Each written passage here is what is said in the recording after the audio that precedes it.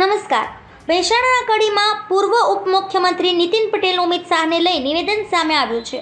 તેમણે કહ્યું કે આપણા બધાની ચિંતા એ કરે છે, એટલે હવે મને મળશે ત્યારે હું કહીશ કે સમાજમાં છોકરીઓને પરણાવવાની થોડી ચિંતા છે, છોકરાઓને પરણાવવાની જે ચિંતા છે તેને લઈને થોડું વિચારજો.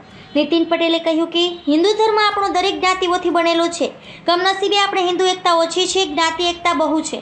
જ્ઞાતિ પર કોઈ તકલીફ પડે તો બધા ઊભા થઈ જાય છે, દોડતા થઈ જાય છે, જે કરવાનું હોય એ કરવાની તૈયારી કરે છે. પણ આપણા ધર્મ પર, આપણી સંસ્કૃતિ પર, આપણા દેશ પર કોઈ આપત્તિ આવે, કોઈ જરૂરિયાત ઊભી થાય તો આપણે બધા એવું વિચારીએ છીએ કે એ તો કરનારા કરશે, એમાં મારે ક્યાં વિચારવાનું છે.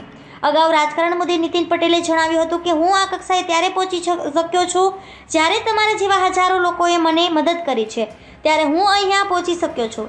એકબીજાને મદદ કરવી અને ટેકો આપવો તે આપણામાં છે.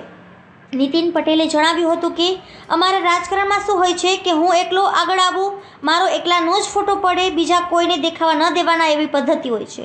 ધન્યવાદ.